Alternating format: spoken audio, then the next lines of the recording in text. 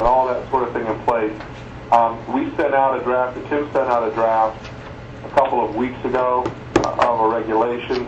Is there any comment, issues, thoughts, concerns about it? The only thing that was new was a suggestion from Norm, which I think was a good idea. Actually, I was debating whether or not these things should be reviewed every 5 years or, frankly, sunset every 5 years. And I think Norm's suggestion to have a review every 5 years of whether or not the fee still makes sense makes good sense to me. I think sunsetting it automatically just makes a lot of extra work for everyone. So I was comfortable with Norm's addition. Anyone have any comments or suggestions on the new fee point for discussion draft that went around, or should we instruct Tim? I've got just one quick question, Chico. This is Ann. I just wanted to make clear, are we saying basically if they don't come to us in the pre-meeting, that they basically can't bring it forward later, or are we saying you're at your own risk if we ask questions and it delays you tough? I think it's the latter, and I don't think it's a foreclosure. I think if the trustees decide after the fact that they want to try something, but I think they come with a much higher burden. And that would be my preference of how it is. I guess I would just maybe ask staff just to make sure that that's clear, because it wasn't totally clear when I kind of read it back through. Okay. Does anyone have a differing opinion on that? Just make it clear what, Ann, what you're talking about. I didn't understand exactly as well as Tico did. Okay, it says basically before the board's last meeting at the very beginning of each calendar year, university boards of trustees shall notify the board of any potential new fees that are being considered.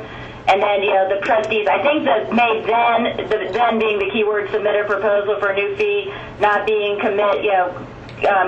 basically by January 15th for submission for consideration by the committee during a February meeting. And I guess just if they didn't do it before the end of the last meeting of the calendar year, I guess I was just trying to make sure the timing of when was there, that it was clear when their drop dead date was for telling us when that they were looking at doing the new fee. Yeah, the question is the notice before the end of the year a condition preceding to being able to file for a new fee in the new year or not? And I'm willing to look at it. I thought we had agreed that would be that way because of the planning for the students, the extra cost, getting it in the catalog and all of that. So I thought that was going to be a hard number. Well, no, the hard number I think, Norm, was the consideration in the February meeting. The question is, can they bring something to us by January 15th? If they miss the end of the year board meeting, but it's not the end of the year, it's at our last meeting. So if they miss that meeting in early December or whenever it may be, does that mean they are precluded for requesting a fee before January 15th, or can they still request a fee but just understand there may be more questions and they may have a higher burden? Notwithstanding that, February meeting... Yeah, I'm okay with that. Right. Okay, I'm okay with that, Ian. Okay. Tim, if you think there's a edit that needs to be made to reflect that, I don't think there is, but maybe there is. Or Ann, if you've got a suggestion, please feel free to say. Yeah, I just for my own clarification, it just wasn't totally clear, but if you guys think it is, you're the attorneys, I'm comfortable with however you want it to read. Well, we'll put eyes on it. I think we got a sense of it. Any other thoughts or issues with regard to the draft language that we have before us here? All right, seeing none, then I'm going to ask Tim to put that in some final form, send it out to us for one last glance before the board meeting. I don't think we should have any issues or changes there, but at least we'll be able to get one more set of eyes on it when it's all clean. Tim, you okay there? Yes, sir, I would do that. Okay, wonderful. The second piece to that same memo was increases to fees that are currently capped. Now, I want to be clear, I was completely wrong at our last meeting. I was of the impression that we were going to, that the caps were ours and we were going to lift caps when universities requested.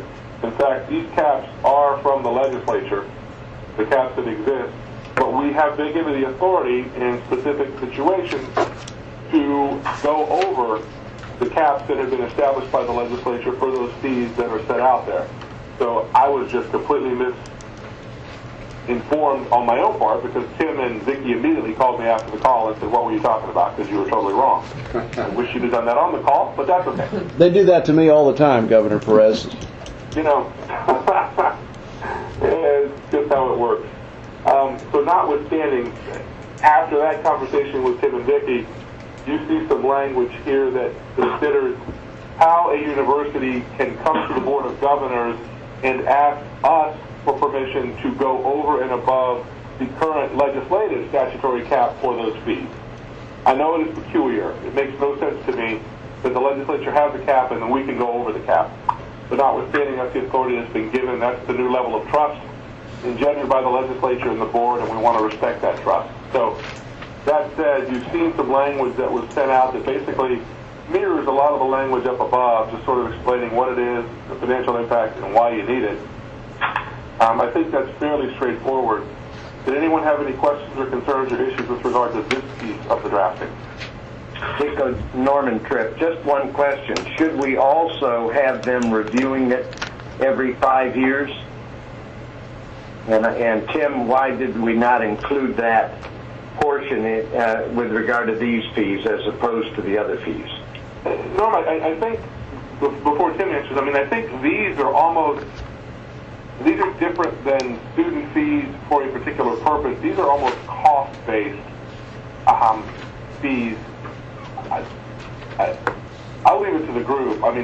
Service charge, diploma replacements, transcript fees, unless there are some, maybe there'll be some technological advances to make these things less expensive to produce, or our overhead less in producing them. But I'm fine if we want to review them every 5 years. I don't know that that this one will be an imperative, but I can certainly give on that. Any thoughts there from Provost? Tim, did you want to respond? I was just going to respond as you had mentioned, Governor Perez. So I don't have anything further to add. Okay. I just think it's not harmful for the boards of trustees to look at these expenses ever so often, and by putting that in, it requires them to go back to it and see. There's almost 1, 2, 3, there's like 15 fees there, just to say they're there forever, and nothing is ever going to occur in the future that's going to change that. I think they ought to, it's a reminder for them to go back and look at it. It doesn't give me any heartburn. Provost, any issues? I don't think our board would object at all to reviewing these fees on a regular basis. I'm not sure it doesn't do that already in the grand scheme of things, but specifically. I'm certainly fine with it. Tim, would you add the same provision you've got in H up above to this section with regard to communications? Yes, I'll do that. Yeah, and this is Frank. I tend to agree. I think that with the provost, I would hope that every board of trustees reviews their tuition and fee structure, not only individually, but in the aggregate every year. But to that end, I certainly don't think it hurts to say to people, you really ought to do that if you're not doing it on a regular basis, at least every 5 years. Let's consider that done. Any other issues, changes, questions with regard to that language? Okay, let's consider that there. Tim, will you finalize that for us as well then for the next meeting for final approval there? Okay. Beautiful. Sorry. Let's move into the two topics which may take a little bit of discussion today, although again, Joe did a great job queuing us up. There's the block tuition language and the flexible tuition or the market rate tuition policies. I hope everyone had a chance to get through the white paper on block tuition and and market-based tuition. I'm trying to sort through, and Chance, I may look to you on this, as we look at this block tuition, or actually let me ask Joe. Joe, when you've done your review of this, and clearly you have, is the average amount charged by most of the universities employing this right at 15 hours, or do some do 14, do some do 16? I mean, what's the, across the board, is there a spreadsheet of some sort that says, most block tuition is billed out at X number of hours, and this is the typical range, this is the standard deviation? No, we haven't done, for one thing, a comprehensive spreadsheet would take us quite a long time to do. And we could look at a bunch of universities, and probably the universities want to look at their peer universities in doing it. So our collection of universities might be very different from the collection of universities of some other member of the SUS. In the ones that I've looked at, they typically have two structures. One is they do the 12 to 18 hour block that I've talked about in here with an average of 15. There are some universities that take a lower bound, like let's say 11 or 12, and then there is no upper bound. So it's 11 or 12 to whatever number of credits you want to take. Those are typically the two structures that I've seen as I've looked at them. Yeah, so maybe this is a question for you. When we look at setting or giving the authority for universities to set tuition at a block and say we peg it at 15, how many, looking at today's numbers, and you may not know the answer, this may not be fair, how many of our students are taking 15? How many will be getting a bargain if they take 16 to 18, and how many will be paying more what they're already paying for who are taking 12 to 14? Well, of course, there is a histogram of students. The distribution of their credit hours. I will tell you quite frankly that the median is probably around 14 or a little bit over 14 right now. So, in fact, there are a number of students taking 15, 16, 17, and 18 credit hours, but the median is probably between 14 and 15 right now. Part of the point of this whole tuition pricing scheme would be to encourage the students to step up and take an additional credit hour, because we believe they should be. Right, and moving more quickly through the university and getting to graduation quicker, no doubt. And one additional comment to Joe's, and that is that histogram is going to look very different for each individual institution within the system, particularly at the institutions which enroll more part-time students than full-time.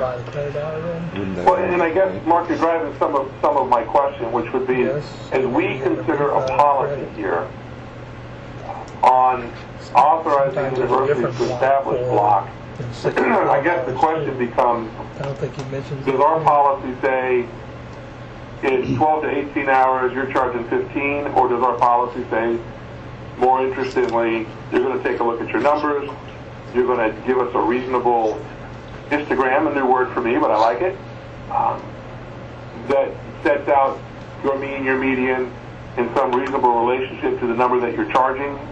I know our universities are different. I know many of them are part-time, and I would hate to tell a student who can only manage 12 hours each semester they've got to pay for 15 each time. So, are there thoughts on the direction we ought to go with regard to putting some of those parameters in place for the universities? Well, Governor Perez, I do think that different universities in the system will propose different block tuition structures if they want to go there at all. For example, ours at the University of Florida is informed very much by the nature of our student body. First of all, the lower bound of 12 has been chosen in part because 12 is the number of credit hours that we require for you to be full-time for the purposes of student financial aid. So that number is the appropriate lower bound, and 11 or 13 would be out of sync with that student financial aid requirement. The second point is that for the University of Florida, over 95% of our students are traditional age full-time students who should be taking a full load. And those two conditions may not be the same at other universities in the system, and they may want to adopt a different block tuition scheme. So, Joe, my exact thought process, so as we look at coming up with our standards, what then are the metrics that we would want the universities to look to in developing their block tuition policy? I mean, clearly what you just articulated is in the core. What's the purpose of the policy? what are your current numbers? Mark, if you look at your numbers at UNF, how different are you from Joe's numbers with regard to your FTEs, your folks who are taking 12 to 15, 15 to 18? You know, I apologize, Tico, that I don't have the data in front of me, but I can tell you that the distribution is it's very likely to look very different from UF's given the number of part-time students we have. I mean, that said, I think some of our students would certainly benefit from the opportunity to pay block tuition. A great many wouldn't. And I appreciate your concern for those who, for one reason or another, can't avail themselves of that kind of opportunity. Well, and my thought is, as we try to develop the policy, it's clearly each university is going to be unique. And Joe, there's no doubt that the U.S. population, and probably FSU's population, and to a lesser extent USF and UCF populations, are going to mirror each other. The question is with some of the other universities, and as we want to make certain that whatever policy we develop is broad enough so that each university can take advantage of the structure, I think our issue isn't in saying this is the range and this is the number of hours you're paying for, but rather universities propose a range and the hours you're paying for, but these are the metrics. I agree with you completely. I think you should leave that flexibility open to universities because they will want to calibrate not only with respect to the student population, but with respect to their peer universities and the market. So I think what we're seeking here really defines the metrics, is in that we're seeking students to make appropriate progress towards graduation that is consonant with accepted norms in the educational community, and I'm referencing the 15 credit hours per term there, because the Board of Governors itself and the legislature have defined a 4-year degree in the state university system as being 120 credit hours with very few exceptions. There are some exceptions, but for the most part, every undergraduate degree is 120 credit hours. So if you're going to accomplish that in 8 semesters, then you need to be taking, on average, 15 credit hours per semester. So this is completely consistent with the state of Florida's view of what an undergraduate degree is. And then we would be looking to pay tuition basically at the tuition rate per credit hour times 15. Those students who take exactly 15 credit hours will pay exactly what they should. Those who take above 15 credit hours are getting really a tuition discount. And those who take less than 15 credit hours, it is true they are paying more, but that is of the price of progressing to graduation more slowly than the state of Florida would encourage them to.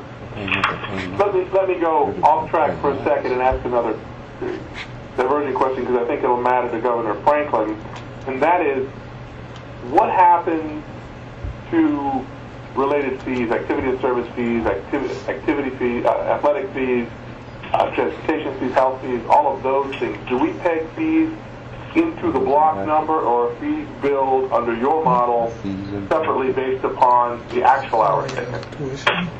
We would propose that the fees that are currently per credit hour fees be blocked as well in the same manner.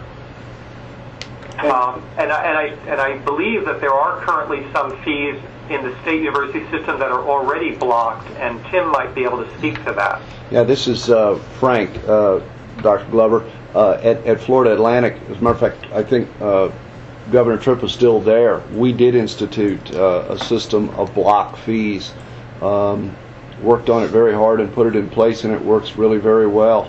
And jives completely, I think, with what we're talking about regarding block tuition.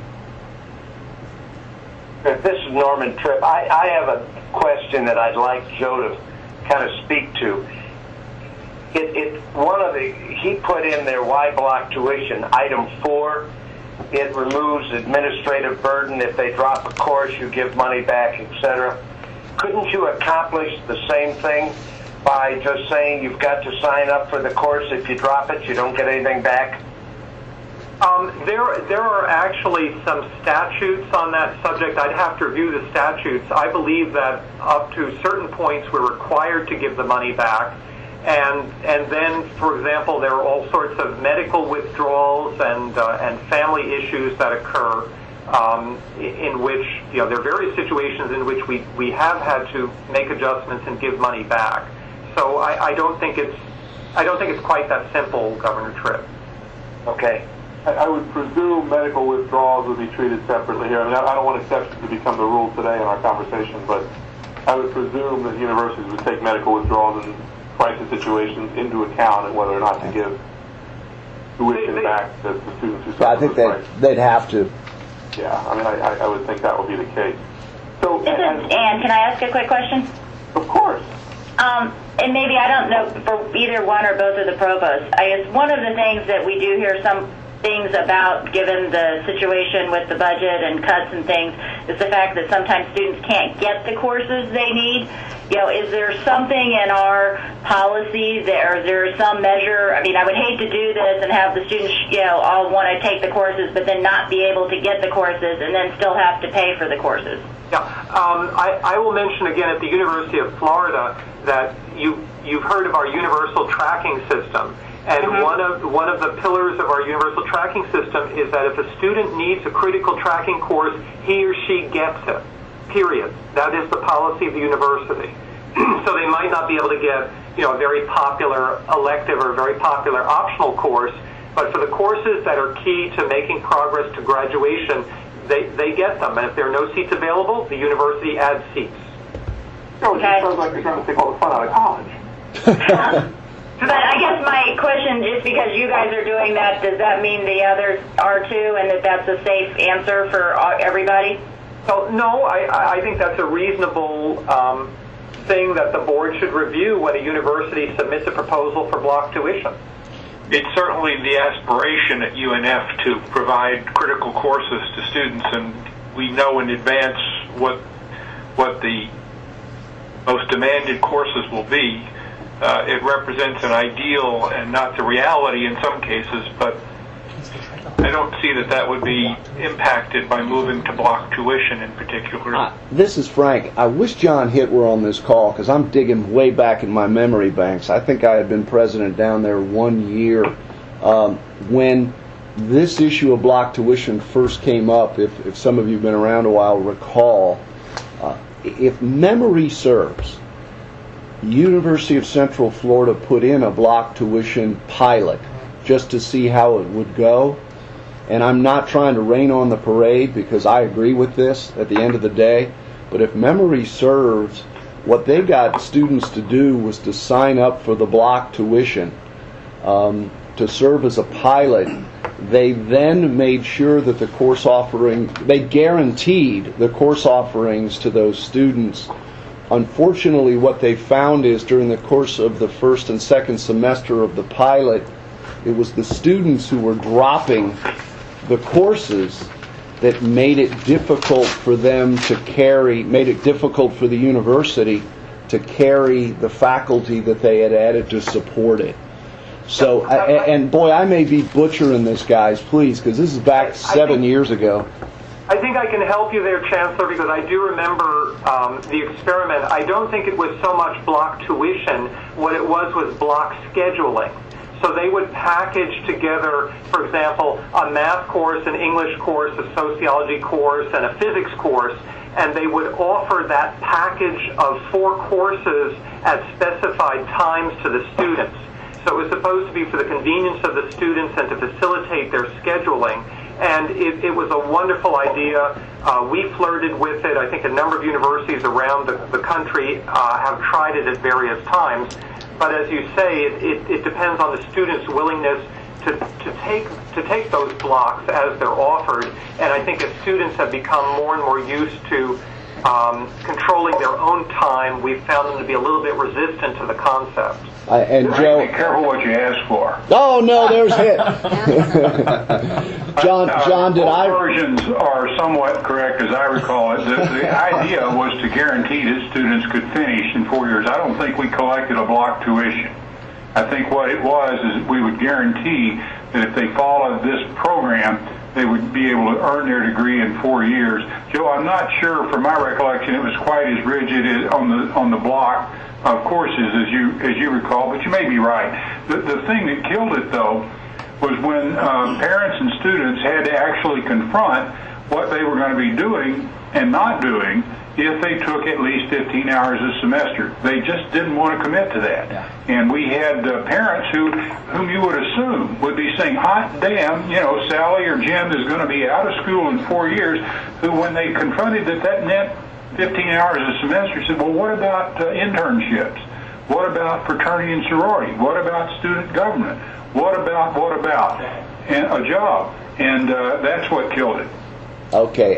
Again, your recollection is much better than mine, John, and I appreciate that. Well, Rick Shell just stepped in, and he was really very heavily involved in that, so I'm pretty sure that what I was saying is right, since he's nodding his head.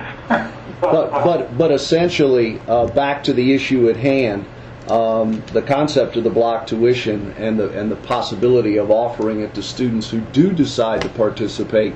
John, back to you. I would suggest you would probably support that, as I do, yes?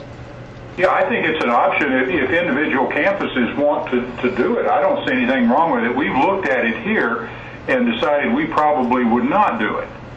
But that doesn't mean that the University of Florida or anyone else who thinks it would suit their students shouldn't have the right to try it. Yeah, gotcha. Legislature has put upon us the drafting of the regs and the rules. So I think our task is, notwithstanding if anybody's going to do it, we need to come up with a process and a procedure to apply for it. Correct. And get that approved. I'd like to take us back then, particularly out of this conversation, and thank you, President Hitt, for weighing in, back then to the metrics that we would look for from a university. And I think Joe's talked about several of them.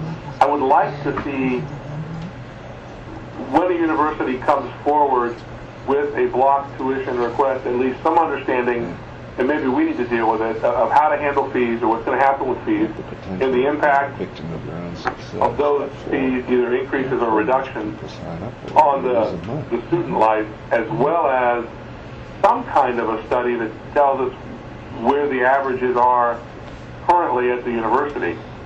In other words, is the average student taking 14.2, 13.8, and so that at least over the term of 3 to 5 years, we could also trend and see if those averages go up with regard to this block tuition, students taking advantage of it. But I think those at the minimum would be metrics that I'd be, or issues that I'd be concerned with. Are there others that we feel need to be involved in this request? I mean, I think it's a pretty straightforward process, as long as we can get arms around how the math is figured. Governor Perez, this is Frank. We've talked not only about that issue of the metrics on this, and I'm not trying to get you ahead of your agenda, but we've talked about that on the market-based as well.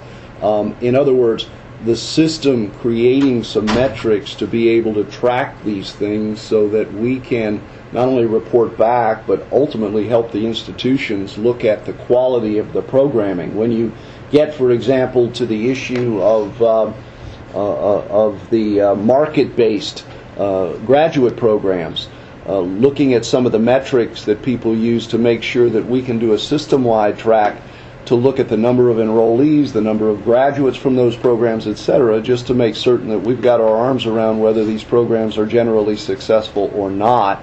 The fact that they will produce additional revenue is great. We can all see that, but at the end of the day, I think we all want the same thing, and we want quality. So I would say that even as we approve these things, working with the universities, we will look at our existing metrics that we've put together on our accountability system and try to determine with the universities what, if any, additional metrics we ought to be gathering, both on the block tuition issue, for example, but then also on the off-book market-based issues if we move forward with that initiative as well. Sure, and I think there are metrics going forward, such as those that we need to make sure we track. I mean, if this isn't accelerating graduation, if year after year students are taking 13.5 and paying for 15, we may want to revisit this, which is why those numbers are important. But I think some thrifty students are going to start taking 16 to 18 and try to get done with this thing, but I may be overly optimistic. Yes, and so I think the graduation rates are an important metric. They won't have any impact right at the beginning when you approve it, but when you review this 3, 4, 5 years out, we expect to see some improvement in our 4-year and 6-year graduation rates. Right, that time to degree should come down if this does what one hopes it would do. So, my concern is right off, I just have to tell you, if we're looking and everybody's talking about 14 credits and we approve the 15, that's an automatic increase in tuition, no matter how you look at it. And then they're coming to us and they're asking for 15 or 20% to reach the market rate and do all of that. You know, I'm having a hard time on some of this stuff because I see a lot of this stuff, but I just cut through it a little bit and I said, okay, if your issue is students signing up and then leaving the class and you've got to give them the money back, you know, I can deal with a student on that basis by just saying, okay, whatever you sign up for, you're going to pay. If you want to get out because you don't want to take the class and you don't want the grade, that's one thing, but you're going to pay for it. But I think this starts out to be, in the case of a University of Florida probably, I guarantee you it's going to be an increase in revenue immediately. You don't think so, Joe? well, let me before we take that path, I think that's a conversation that we have when and as we get requests, Norm. I mean, we are tasked with creating the regulations under which universities can request block tuition. We don't have the option of debating whether or not we like the idea right now. Okay. We just have to create the tools and the path to getting it, and then we can have the conversation university by university depending upon what that structure looks like. So I don't want us to go down the path of do we think it's a good idea this morning. I'd like us just to focus on when we look at a request, what are the metric components that we need in that request to make that determination. Governor President, this is Ann. I guess I would like to see some component that at least has them explain to us how they're going to assure availability of course offerings. Yeah, very important. Governor Perez, this is John Hitt again. I do think it would be very important to look at the distribution of student credit hours taken university by university. I know in our case, we have a lot of full-time students, but a lot of part-time. The average is, I think, just a little under 12 hours a semester. Gotcha. Okay, we're getting some thrown out here. Others. We've got availability of course offerings, distribution of student credit hours taken. And we would do that as a historical. I wanted to give the governor's first crack at this, but and you may have talked about this with the committee, Governor Perez. This works with Bright Futures. I know there is some concern, that's the word I'll use, regarding Florida prepaid. And of course, as we know, Florida prepaid continues to be a hot issue whenever any of these changes are made.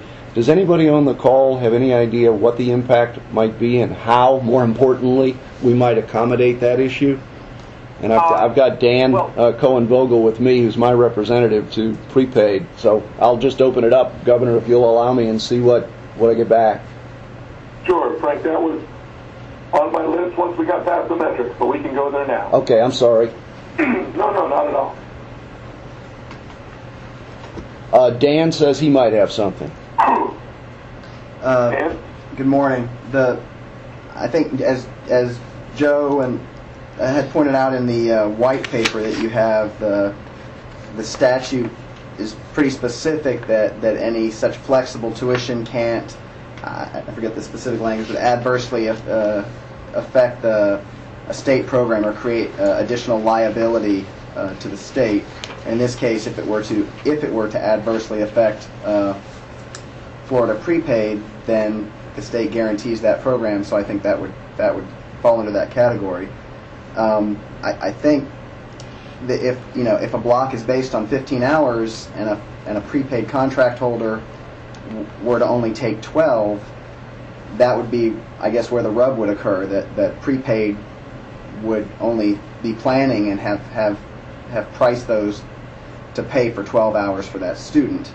and would only expect to pay for 12 hours for that student, and so. So either then the student would have to accommodate the additional, or the university would have to adjust. And that, aren't those the only two options?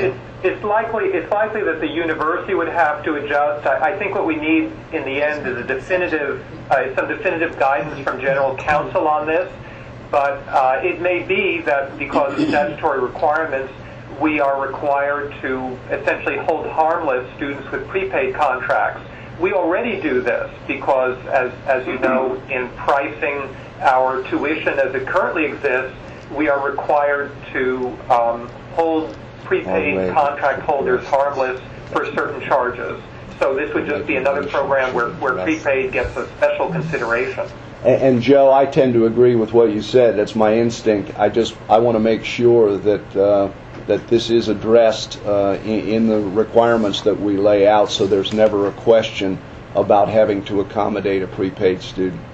Yes, and I think it's entirely reasonable that you require that the proposal explain how prepaid contract holders will be addressed in block tuition. Okay. I actually think we're going to have to negotiate that with prepaid. I don't think we're going to wind up with 11 plans on how we deal with prepaid. I think we'll probably have to reach a macro agreement on that between the board and the prepaid. I think, Governor, if you simply make it a requirement that the university, as Dr. Glover said, accommodated those prepaid students, I think that would probably satisfy the, and I'm looking over the table at my general counsel, but I think that would probably satisfy the prepaid folks. Then the prepaid students could participate, but they would be held harmless for the overage, if that overage were to occur as a result of the prepaid will the universities, on the flip of that, subsequently bill them 18 hours if they take 18 hours? Yes, that would be my suggestion, would be that the prepaid students just continue to be billed on the old per-credit system. Yeah, so the question would become, to me, whether or not each university works its own modification, whether or not each student who's on prepaid has his own little balance sheet where, you know what, they may have paid for all of their hours, they haven't taken them all yet, they get credit. I don't know. I mean, I think there's something needs to be resolved. I'm okay with this regulation stating, as you put it, Chancellor, that university's going to have to tell us how they're going to hold prepaid harmless for purposes of our regulation. But I'm pretty confident that there's going to have to be a conversation between our board and the prepaid folks and find a way to work that out. We have Dan as our contact, and we'll reach out to the prepaid so that they know we're having this conversation, and more importantly, know that we're going to work on language to accommodate those prepaid students. Sure, and I think we just pick up the legislative language that says prepaid will be held harmless and incorporate that into our regulation. It's certainly going to be an issue that's going to require further discussion, but outside for our regulation drafting purpose or our rule purpose, I think we merely need to indicate that prepaid will be taken care of and held harmless as required by statute, and then we're going to have some sidebars with the prepaid folks. Yes, sir. Thank you, and I'm sorry I got ahead of your metric conversation. No, that's fine, Chip. It had to get out there, had to get on the table. But let's go back as we look at these block tuition issues and determine when the board sits to review a request for block tuition. Clearly, we've identified, number one, they're not going to all be consistent with each other. University of Florida's may look very differently from FAMU's, which will look very different from FIU's. When we are looking at making these decisions, in addition to the requirements of the statute, what else are we interested in focusing on? Governor Franklin, have you or your students talked about this issue at all? Is it anywhere within the realm of your conversations? Block tuition? No, we haven't talked much about it at all. Even at the FSA Planning Conference, there are student leaders across the entire state university system. But of course, all the topics that we're covering are reference to the impact on Bright Futures, impact on prepaid, even those students that might come in with 30 and 40 credit hours from high school because they took AP courses or dual enrolled, and they might not have to take, more than 9 to 12 hours throughout their scholastic achievement. The matriculation of the university, as long as we're looking at those students staying sensitive to that and making sure that, also like Governor Duncan talked about, ensuring that classes are being offered that are critical as well, I think that we'll be able to protect, the interest of the students. Okay. As we, again, I don't think this is an overly complicated issue in the drafting. It becomes an overly complicated issue in the execution, no doubt.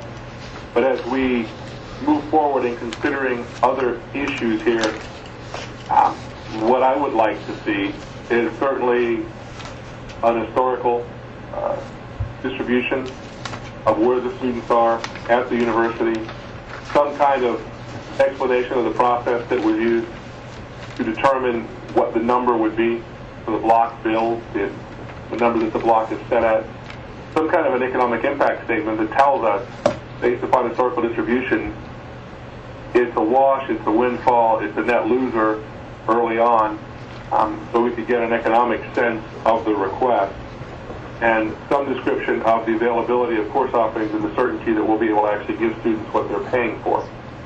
Other than those four, are there other pieces which we feel need to be in this process?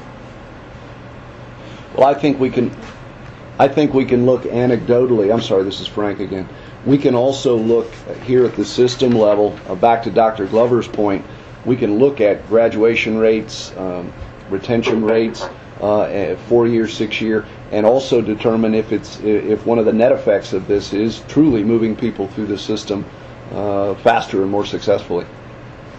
This is Norman Tripp. I see two things, and one of the things I would like them to tell us up front is, are they doing this for economic reasons, or are they doing it for, let's say, graduation progress? And then they've got to agree. I mean, if they're just saying we're doing this because I think it's what's driving a lot of this, it's going to save us money, going to make us money, then that's one issue. If they're saying the other way and they don't deliver that, can they stay with it? I mean, I think that, Norm, if you're saying we need a review after years, I think that's not an unreasonable. I think this is driven by a desire for more revenue. And I think there's a little fluff around it about, oh, and by the way, okay, it'll help us get kids through. But then we start talking, oh, but the kids that came in with 30 credits out of high school, we'll accept them from it. And if all the kids on prepaid, we're going to accept them from it, whatever. So it's going to get down to damn few kids, in some instances, paying extra money to support other people. That's how I view it. And I haven't, so I would like to see some in-depth presentations about how it really works at the end of the day. So what you're asking for, Norm, is, and Provost, chime in if this is a extraordinarily complicated request. Norm, it sounds like what you're asking for is based upon your existing student body. What would the economic impact look on the average student? Yeah. Who's really going to benefit? How are they going to benefit? I mean, this is a big undertaking with 50,000 students. There's a lot of revenue here. If 50,000 students are paying, one more credit hour a year because they're taking 14, that's a big, huge amount of money. And I just think we need to understand a lot more about what has happened in universities that do this before we can even begin to set up what our questions are going to be going forward. Well, in that opinion, we just keep taxing the students in this state more and more and more. More fees, more tuition, because the legislature's not going to give it to them. Now block tuition, well, they take 14, we're going to charge them 15, because a couple of bright people are going to be able to take 18 and not pay for it. They probably weren't paying for it anyway under all of these programs that are there, so Governor, it probably isn't costing the university anymore anyway. Governor, this is Frank. How about this as a possibility? Each university would be required to come forward, as we're framing this, I think, to present their case for block tuition at their institution. Would it not be reasonable to suggest as a part of that request they include a look at their university and their projections, because that's what we're talking about here. You can't guarantee how many students are going to avail themselves of what, other than look at your historical demographic and credit hour accumulation, and then try to figure out what the projection might be for increase in hours. But because, and it's been said many times today, these universities are so different. FAU is student population is very different than the University of Florida. If each university, as part of their request, made that a part of the request, then I think we'd get a much better picture of how it might affect the individual universities, which are quite different. And Chancellor, that's pretty much where I was going with one of the 4 parts of my request, which was the economic impact on the university, which would be modeling through, these are our bright future kids, these are our prepaid kids, these are our, and this is our average student, so we could impact whether or not, based upon today's numbers, charging 15 credit hours would be a windfall for the university and almost break even. Maybe we save some on the administrative side, just to kind of get a sense of it. Again, Norm, I understand your frustration. You're back to the wisdom of the plan. Our task is to define the regs. So, and this is, this is Gallup. And the one thing that I think I would like to see is some type of comparison analysis on tuition revenues, just so we can kind of compare and contrast what the differential tuition increases have been in the past and what type of revenue a particular university might be receiving from block tuition, which I think would also help myself and Governor Tripp look at the economic impact within those graphs and data statistics. I don't know that I understood that. A comparison analysis on just the tuition revenue for universities. So when you look at the economic impact on the university and on the student, if we could look at maybe the revenue that the university institution might have brought in the last 2 to 5 years just from tuition, and then looking at that impact and what the tuition revenue is actually going to be maybe the next 2 to 5 years using. Yeah, if I understand Governor Franklin correctly, I think I do. During that same presentation, what you would be asking for is a bit of a historical analysis about how many students have taken what by way of credit hour over a particular number of years, and how much money did that generate by way of revenue. That, coupled with the university's projection going forward once block tuition is instituted, would give you a fair comparison about what you did before and what you're proposing to do in the future. Did I get that? Exactly. Yes, sir, Chancellor Brilliant. Okay. Exactly that. Okay. All right, that's about 6 components that I know Tim has scribbled down. Other thoughts that my thought is I know we're not going to resolve either of these today. I wanted to get this conversation moving to lead into one last call before our board meeting. Are there other directions or areas for Tim? I mean, I think we're getting a sense of what we'd be looking for in a process and timing. Let's just talk for a minute unless someone's got another question that we need answered in that application. I think we probably beat that horse. Deco Norman, I would like to see some review of how it will affect each university within the system vis-a-vis each other as we're talking about presenting on a yearly basis an increase in tuition to reach this national average, etc.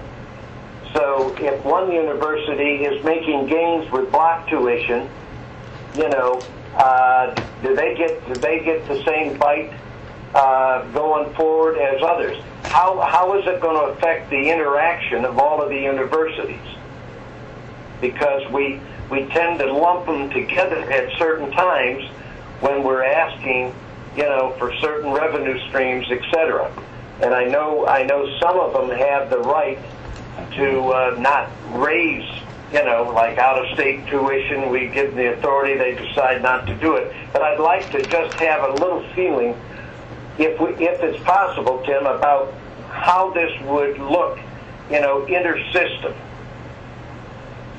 Does that make any sense?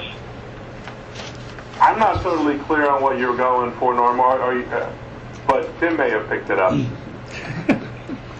I'm not 100% sure, but I know we still have to do this on a per credit hour basis in terms of determining how much the block tuition would be. And that's required in the statutory language.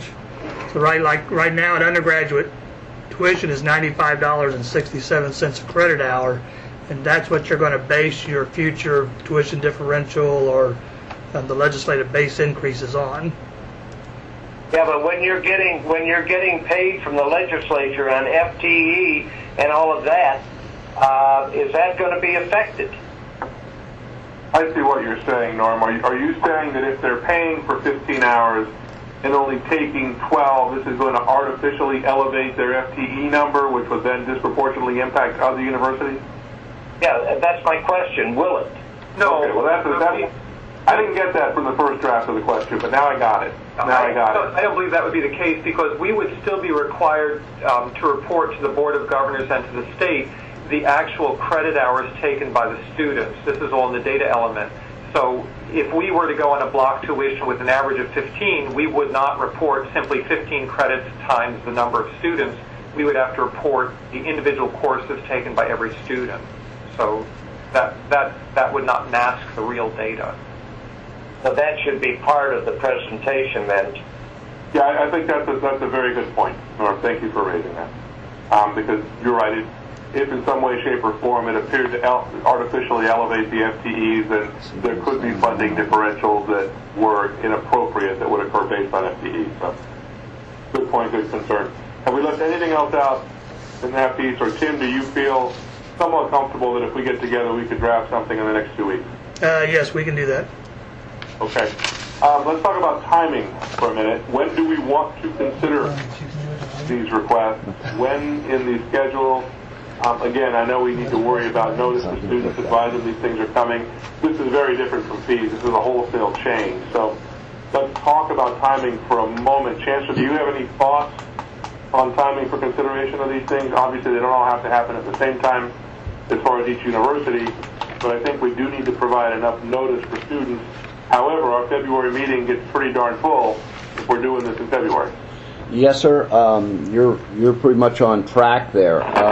In looking at the agendas going forward, and I am most concerned, and I think I share that with everybody on the call, about two things. One is the student and making sure that there is enough notification as to the program and all the elements of the program so they can make informed decisions moving forward.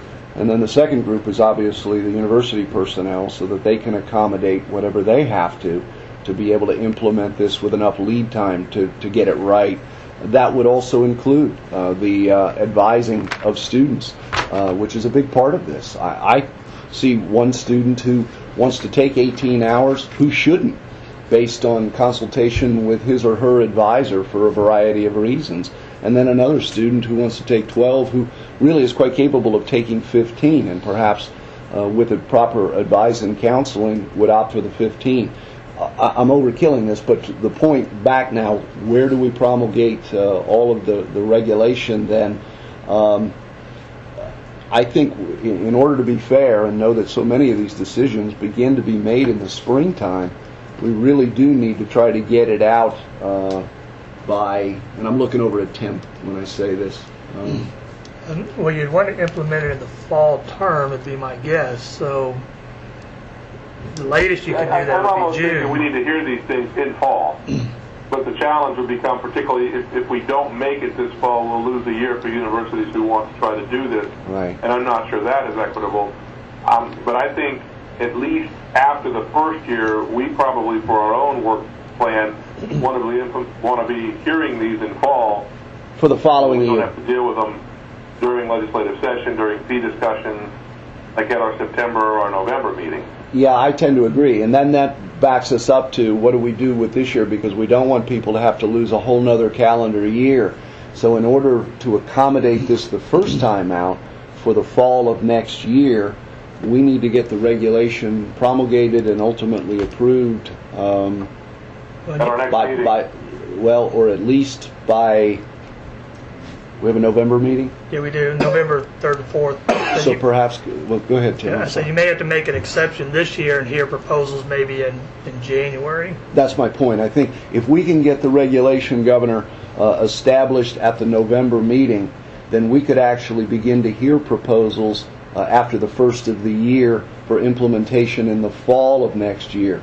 If we're successful there, then I tend to agree with you. We could begin to hear these things in the fall of each year to give everybody plenty of time, both the university and the students who are affected, almost a full rotation before it were to impact them. Yeah, I'm not averse to that schedule. I guess my only question is, and I don't want to load up the February meeting too much, is if we promulgate this by November with the holidays, is that fair to universities to tell them to provide us with all of the information we are bound to be requesting in a 45-day period of time to be considered, noticed, and reviewed by us in January? Or do we just need to shove it this year into February, add an extra day to our February meeting, and just deal with this in fees all at once? Could I defer to Provost Glover on that one, just from a person in the field's take on it? Dr. Glover? I think we could do it within 45 days. I don't think that's a big issue for us. I think the real question is, obviously we've thought about block tuition for several years, and we have our ducks in a row with respect to that issue, and we could do it any time the board was willing to entertain it. I have no idea how many other universities in the system may have thought about it or maybe contemplating it, so I really can't answer the question on behalf of everyone else. But the problem, Joe, is it's not really 45 days. If we approve this in November, at our November meeting, in order to have it out to the board, allow the briefings to occur and everything else, I mean, it's got to happen before Christmas. It's got to be done. Well, I think that becomes a challenge. I will certainly defer if you think, and Mark weigh in if you think it is a reasonable request, but I'm also not averse to listening to them the first time in February, this time, and then going forward in the fall thereafter. Again, we don't have to beat it to death, but Tim, if you'll make a suggestion in the draft that we're going to send out for timing and process, that would be great. Yeah, I will do that, and that will give notification to everybody right there, so folks can start working on those who are interested. Yeah, those proposals. Because right remember, now. the ones who are interested, for example, Dr. Glover suggests that Florida is very interested and has done a lot of work on this.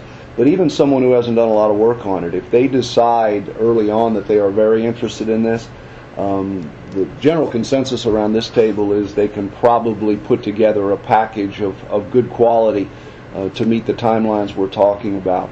But we'll keep talking about that, and we would tell you up front, we'll shoot for November, but Governor Perez, if we find that in the near future to be just unattainable based on whatever reasons, then we would shoot for that January, February timeline. All right, let's go forward that way. Any other discussion on the block rate tuition? Because I have miserably failed to keep us within an hour, and we still Tico, could they just add one thing? How do they deal with it in summer school? Sure. I mean, he doesn't have to tell me today, but No, do they just go back to individual hours, or how does, because many of the schools require students to go to summer school. If they take that, do they get credit for it in their block tuition? I mean, I'd like to understand how that works. That's a good question. Dr. Glover, have you guys considered summer school in your proposal? yes, with respect to the University of Florida, in fact, we cannot require our students to go to summer school because of an existing statute that forbids us to do so. And summer school within our system of universal tracking is really considered the opportunity for students to catch up if they fall off their tracking requirements. So we would most likely continue summer school on a per-credit basis. We would not have a block tuition in summer. And we'll run that down with the other universities to see if that's the general consensus there, too. That's a good question. Thank you, Norm. Let's move on then, and thanks for that discussion. I think it was helpful. I think Tim's got good direction, and he and I will put our heads together on a draft and get it to you in the next couple of weeks. Moving to our final topic, which deals with market rate tuition. Again, Joe, thanks for the piece. I guess my questions here are, actually they're manifold, but first, what kinds of courses do we want to authorize, or perhaps in the alternative, what kind of courses do we want to say we are not interested in authorizing market rate tuition, nursing programs, things of that nature, those key critical courses for the state of Florida. I presume most of these are graduate courses anyways. And number two, I'm still struggling somewhat with the pricing model to get to market rate. Joe, you gave a couple of examples, and I want to just ask, it's basically the last piece you talked about. Average of the price of 5 comparable programs, or tuition rate for out-of-state students, market price can't exceed the larger of 1 or 2. So, and I thought that was a good starting point. The question for me, thinking about the example you had used above, indicating that University of Florida has got the most highly regarded distance learning MBA in the country. You're charging $46,000. Northwest is charging $153,000. I think if you average the 5 comparables, you're not going to be anywhere near possibly what you could charge. Yes. So I guess the question for me is, as we try to determine what the components of market are, I mean, I'm a market guy. Market to me is if somebody's paying it, that's the market. But as we try to determine parameters on market, if you see the average of 5 comparables, the question is who are the comparables and how are they determined and are they like universities? Just explore that with us a little bit on your thinking there, Joe, and I presume if you put that out there, you've done the math. So what would that have done to a U of F distance MBA? Well, first of all, I really should have specified that this would determine an upper bound on the market price. As you point out, if we average the numbers in the previous example, we would get a number that's way above the University of Florida number currently. It's not at all clear that we would move to that average. And in the end, really, as you point out, what tests the market price is when you attempt to charge a price, you get customers who take that price. So it's a little bit of an unknown. However, in the case of the MBA programs, we have a variety of metrics or of comparators that we use. We have a collection of schools that are historically the peers of the University of Florida College of Business and of our MBA programs. As you can see, we have a variety of programs that are offered by other schools currently in the state of Florida. The 3 I happen to mention are private schools, and of course, as you know, private schools typically have much higher tuitions than publics, which explains a little bit the gap between us and the schools that I listed. But in fact, I think when a market price is proposed, that a university should have to list 5 or 6 or 8 comparable programs, should explain why they're comparable. Are the schools comparing in quality? Are the programs comparing in length and quality and clientele and location and richness of offerings? And provide to the Board of Governors a convincing case that we are comparing apples to apples. And then the other prices will give you some idea of what the market has been determined to be. And whether you want to average those numbers or take the median of the numbers or throw away the high and the low numbers and look at the middle 3, and we can discuss all of those statistical tests. I don't think it makes all that much difference. But that would give us an upper bound for what the market price should be. And it's not always going to be the case that we want to move towards the upper bound of the market. Let me make one other comment about my last comment on market price. I had proposed the following method to be used in determining market price. One is you could average some comparable programs, which we've just discussed. In some cases, there are not going to be comparable programs, or maybe the board will find the argument unpersuasive. In that case, the out-of-state rate for students is supposed to be the full cost of education. That is supposed to be what the out-of-state rate represents. And so in the default case, where we cannot determine comparable programs to use for creating a market price, then I would argue that the default fallback position should be to use the out-of-state tuition rate as set by the Board of Governors and the Boards of Trustees of the universities. This is Norman Tripp. My guess is you're going to open up a can of worms, because I would bet you there are universities that are charging out-of-state students less than cost for some various reasons. I don't remember our detailing, maybe Frank you can correct me, that we were absolutely sure the out-of-tuition rate was exactly the cost.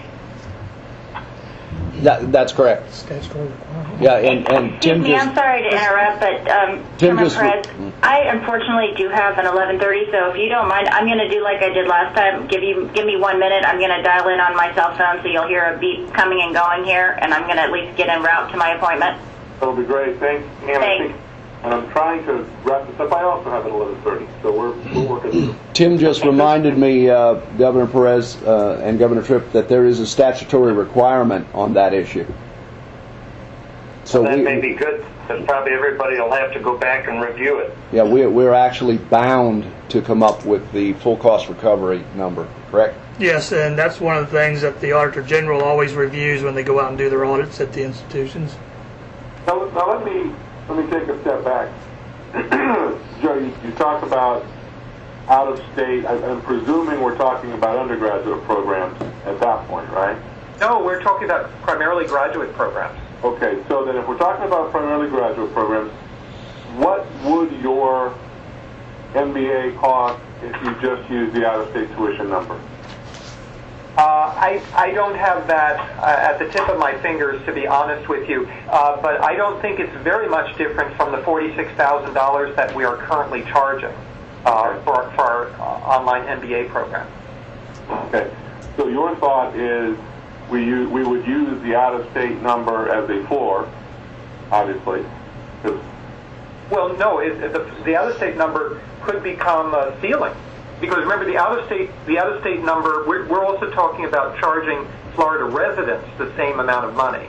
We would set one price for our one market rate price, no matter whether you're a Florida resident or an out-of-state resident, and that's what we would charge in general. Yeah. Okay. So what we would look for from universities, let me, before I even get there, are there particular categories as a group that we would want to exclude from a market rate tuition type program? Are there healthcare programs, certainly not an MD degree, but are there advanced nursing degrees or programs such as that we would want to exclude under public policy?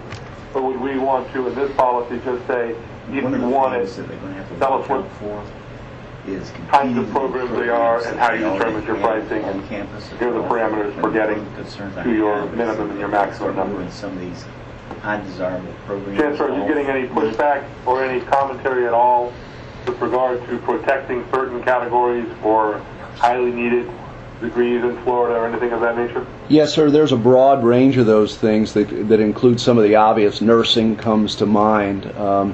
And there's possibly some issues in education that might come to mind. The business community would tell you that they hope we don't make it unattractive for their employees to remain upwardly mobile by pricing them out of the market.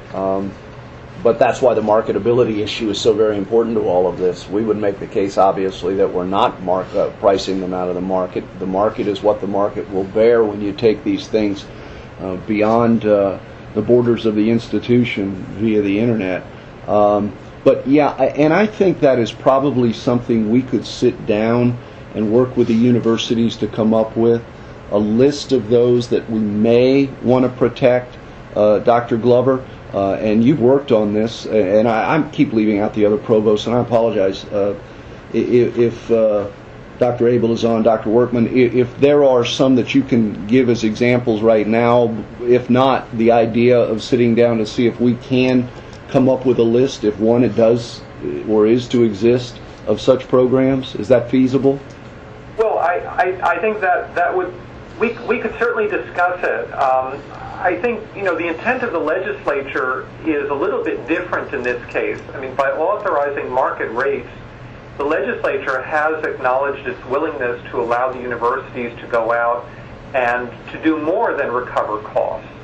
So I think you'll need to balance the consideration, both the legislature's intent that the university system should be able to gain a little revenue where possible versus compelling public policy issues. Currently, nursing is really not even in the discussion. Nationally, there are very few nursing programs that are run through an internet. Perhaps that technology will develop, but that has not been the case so far. We do see a lot of business programs, there are a lot of education programs, audiology programs, pharmacy programs, things like that. So I'm not sure right now if there are any programs with really compelling state interests that you would want to shield from a market rate discussion a priori. To that end, and I'm sorry, Governor Perez, I'm working around the chair instead of through you.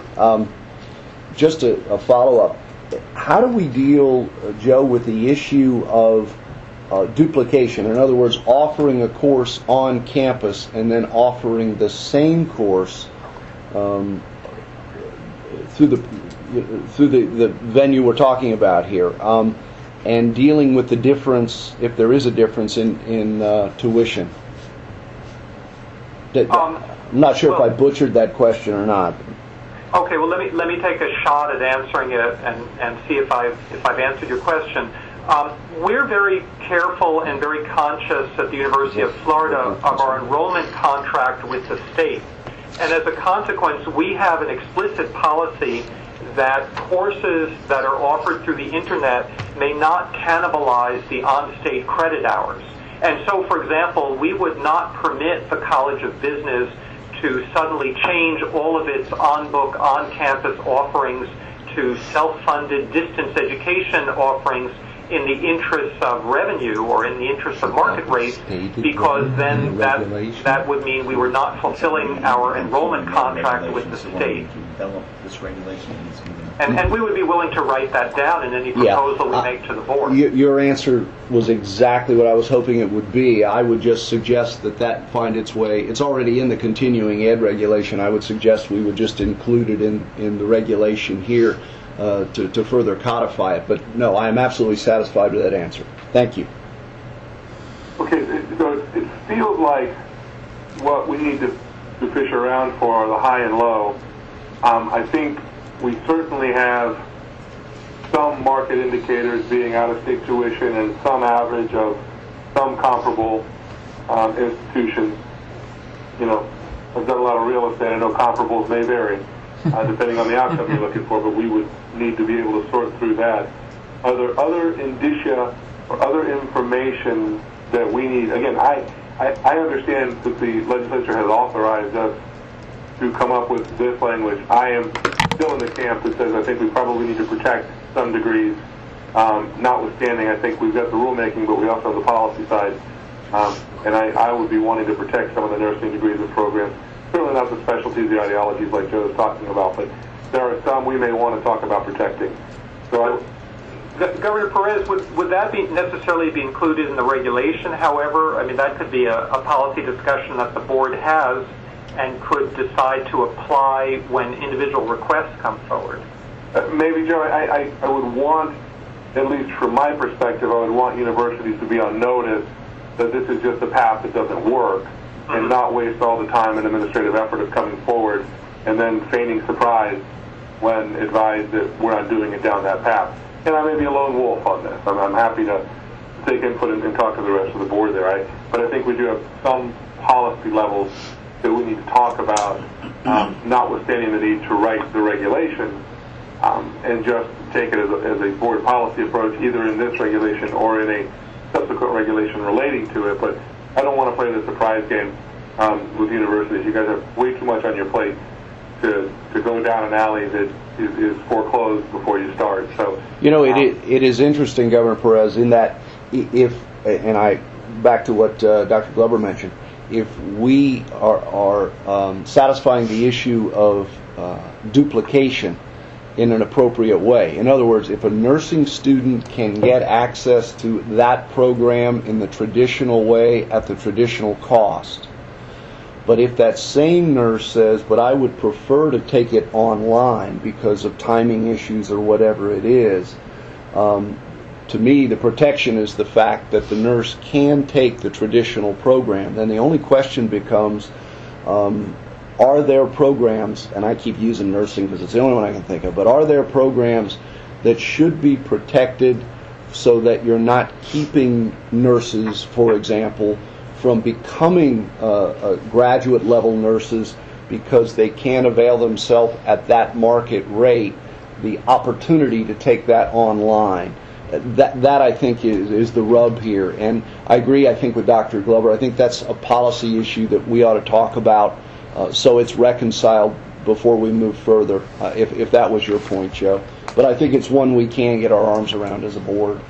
Well, I think so too. Again, I may be alone in it, but it is. Frank and Nico, my concern is we've spent all these years now talking about online programs that's going to do all of this. We all know that getting a 4-year degree is not where we want to be in the state. Now it seems to me that what I'm hearing is conversation about how we're going to make a lot of revenue and it's going to get a lot more costly to take advanced degrees, and we're going to get them because we've spent all this money figuring out, taxpayer money figuring out how to do it online. Now that we can do it, we're going to make a killing.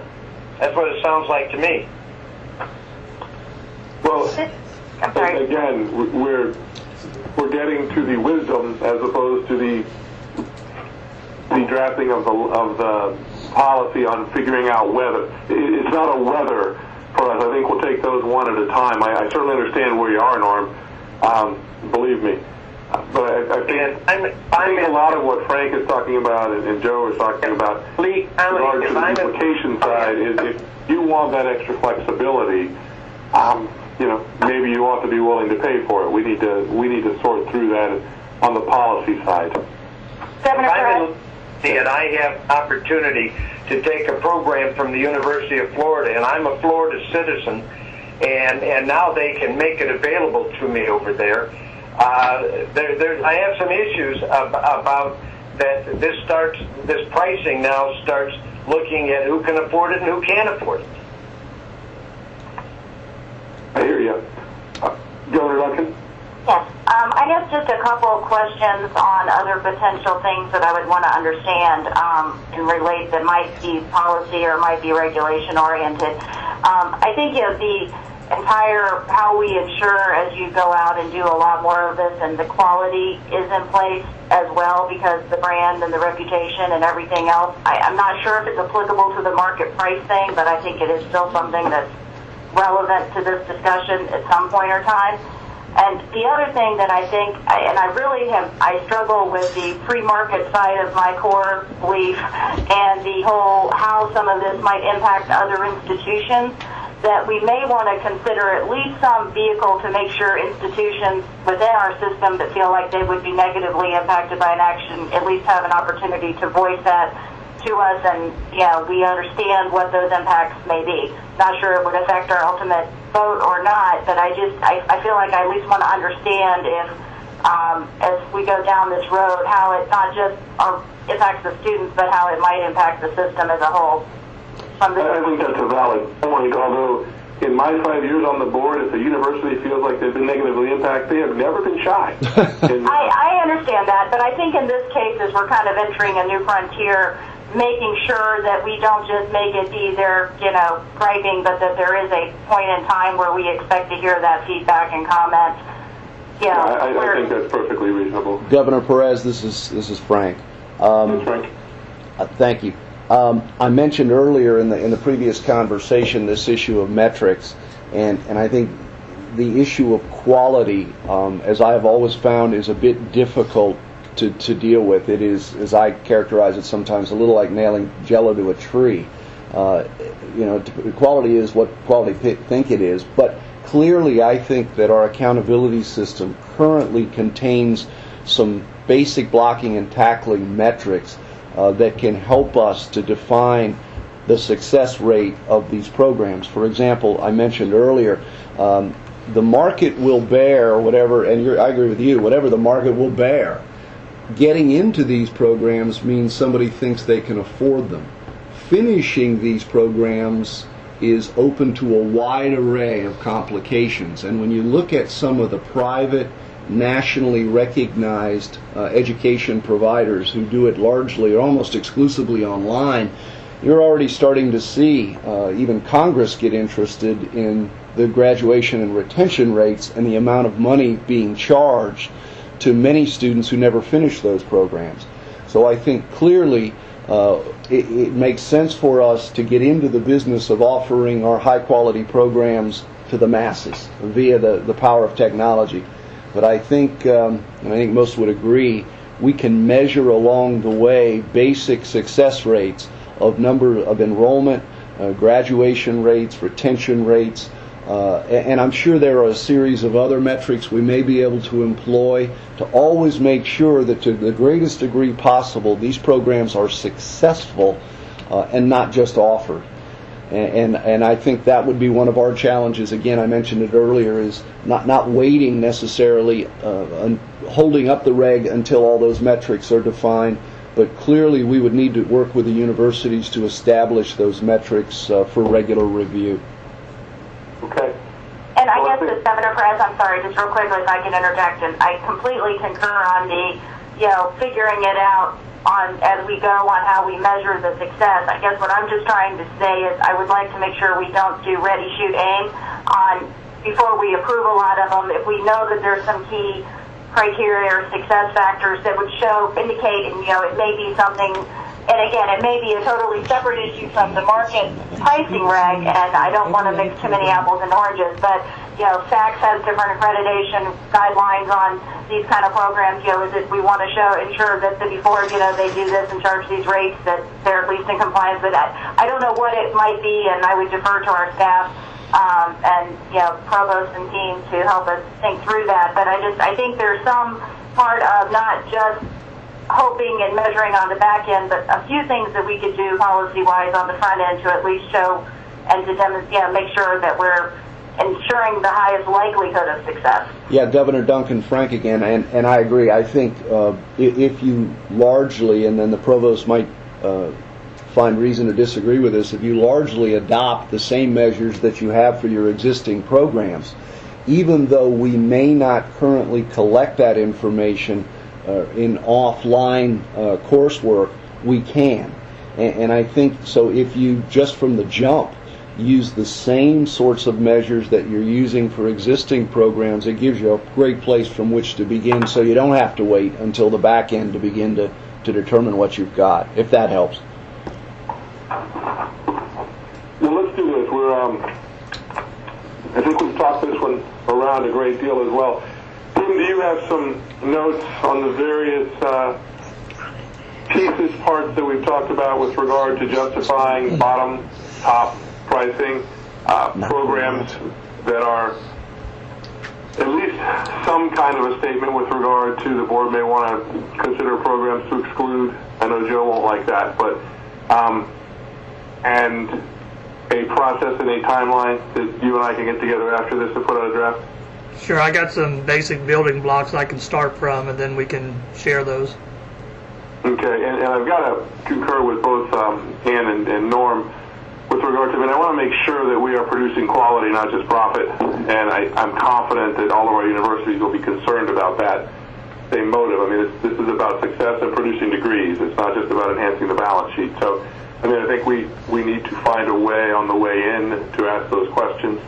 I think we know what they are now, and then subsequently, as Frank says, to measure on the way out and make certain that we're still getting reasonable graduation rates over the next 3 to 5 year period in some of these programs that indicate that the programs are actually working and creating degrees, and they're simply not folks who sign up for 2 years and bail out or 1 year and bail out, and we deal with the same challenges that we're seeing in a lot of our private institutions now with regard to paying exorbitant tuition and producing no degrees.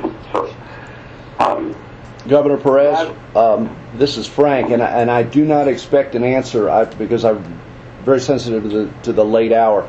But an issue that ultimately we're going to have to wrestle with, because I'm not sure it's ever officially been determined, and it is exactly what we're talking about on an in-state side. At some point, unless somebody can correct me and say it's already been dealt with officially, we still have the issue of service districts sitting out there. The old Board of Regents issue, where there are service districts assigned to each of the universities with allowable prohibition against crossing service district lines for duplicate programs. I'm not advocating that continue. I'm just simply saying it has been brought to my attention by more than one president. It is a concern, and it is something that the board is going to have to wrestle with and ultimately take a position on. In other words, either there are no service district lines relative to duplicate courses like MBAs being offered across the old lines anywhere you want, or there are. And so I'm not trying to complicate this any further, although it is a complex issue. But we're going to have to satisfy that one, I think, at some point and take an official position as a board so that everyone knows the rules of engagement as we move forward. Free market, Frank. Yeah, and listen, I love the free market. I just want to make sure everybody understands that, so when we begin this process, everybody knows the rules of engagement. Good point, Chancellor. Thanks for that. Any other final thoughts before Tim and I get to drafting? We'll need to schedule one last, hopefully brief call.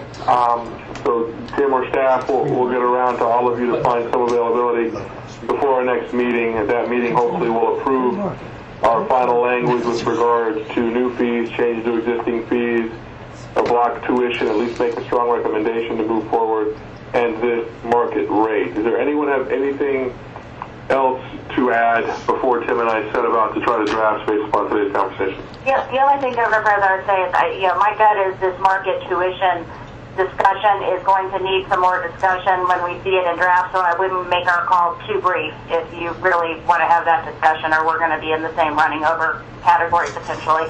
Well, I think we need to block a couple of hours for the next one, but I think we can get it wrapped. Yeah, I agree.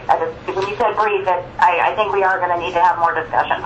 Yeah, I don't doubt that. I don't doubt that. And Governor Perez, everybody else has, but I do also want to thank Dr. Glover for the piece of work he put together. It was really, I think, very helpful in seeing us not start with a blank piece of paper on this issue. It was very thoughtful. Yes. Thanks again, there, John. Okay, thank you. Okay, any other thoughts, concerns for the good? I appreciate everyone's time again, and we'll be in touch during this week to set up the next meeting once Tim and I get our arms around some language. Thanks very much, and we are adjourned. Thank you.